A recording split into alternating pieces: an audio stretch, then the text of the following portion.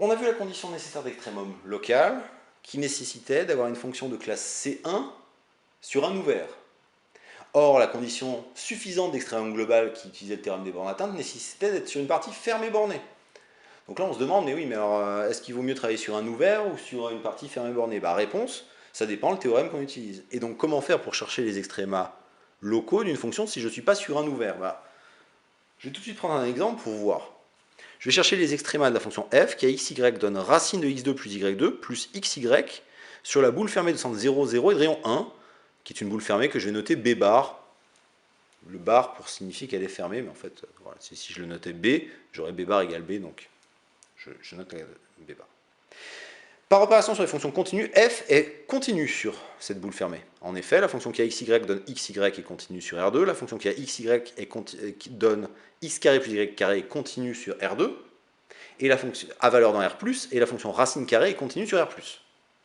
Donc par composition et par somme, f est continue sur la boule fermée de centre 0, 0 et de rayon 1, qui est une partie fermée bornée d'un espace de dimension finie. Par le théorème des bornes atteintes, f admet un maximum et un minimum global sur B bar. Le problème, il y en a deux. Le premier, c'est que B bar, c'est pas un ouvert, donc je ne vais pas pouvoir appliquer ma condition nécessaire d'extrêmement global, local, pardon. Et d'autre part, f n'est pas C1 sur B bar. Pourquoi? Parce que la fonction f, par opération sur les fonctions de classe C1, elle est seulement C1 sur R2 privé de 0, 0. En effet, l'application qui a xy donne x carré plus y carré est bien de classe C1 sur R2, à valeur dans R+, mais je compose par la fonction racine carrée, qui n'est pas de classe C1 sur R+. Elle n'est de classe C1 que sur R plus étoile, parce qu'elle n'est pas dérivable en 0. Donc si je veux récupérer le caractère C1, il faut que j'exclue le point en lequel x carré plus y carré est nul, donc 0, 0. Donc f est de classe C1 sur R2 privé de 0, 0, car xy donne x carré plus y carré est de classe C1 sur R2 privé de 0, 0, à valeur dans R plus étoile, et je compose par la racine carrée qui est de classe C1 sur R plus étoile. Et en plus, donc j'ai B bar qui n'est pas un ouvert. Qu'est-ce que je vais faire? Je vais saucissonner mon domaine B bar en trois parties.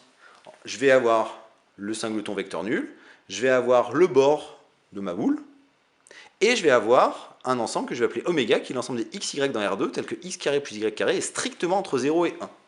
Donc on va voir que c'est un ouvert. C'est un ouvert parce que c'est l'image réciproque par l'application G de l'intervalle ouvert 0, 1.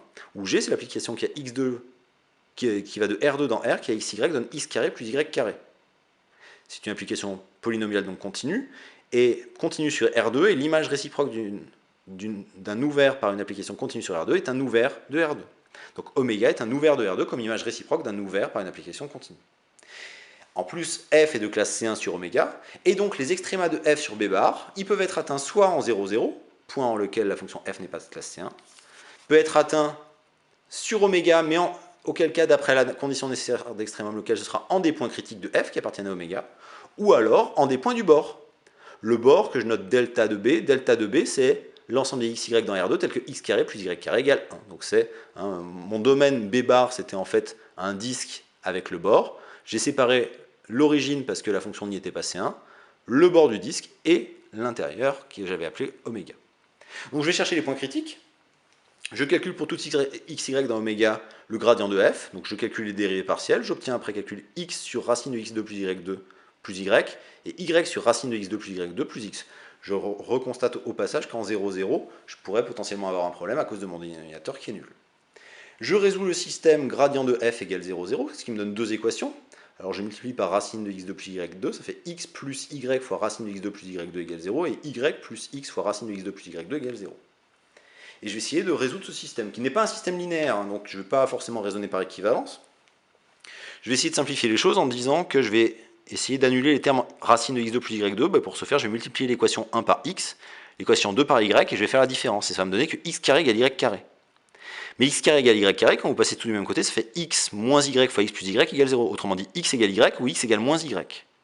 Si vous prenez x égale moins y, vous réinjectez dans le système S. Ça vous fait x facteur de 1 moins racine de x2 plus y2 égale 0. Mais alors, et puis l'autre équation vous redonne la même chose, donc là j'ai bien une équivalence. Sauf que ça vous donne x égale 0.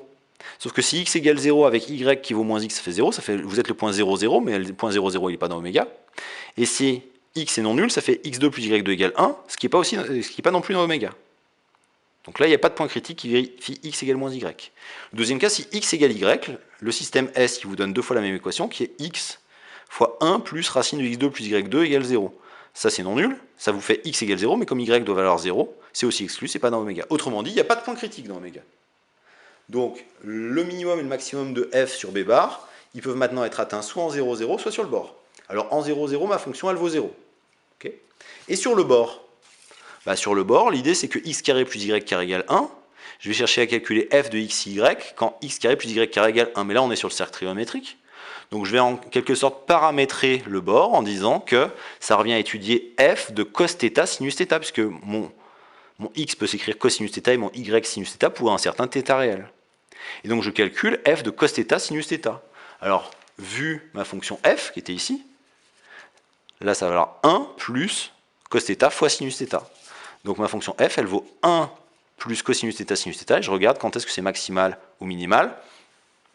Cos θ sinus θ, je connais la formule trigonométrique, c'est 1 demi de sinus de 2θ.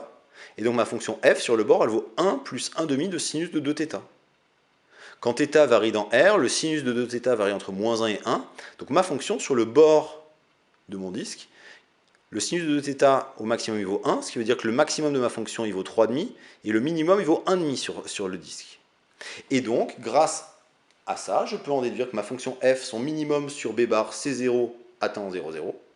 Et le maximum, c'est 3,5, qui est atteint en les valeurs de θ pour lesquelles sinus de 2θ vaut 1, c'est-à-dire sinus de 2θ vaut 1, ça veut dire que 2θ vaut pi sur 2 modulo 2pi, donc θ vaut pi sur 4 modulo pi, et quand θ vaut pi sur 4 modulo pi, le x il vaut racine de 2 sur 2 et le y vaut racine de 2 sur 2, ou le x vaut moins racine de 2 sur 2 et moins racine de 2 sur 2.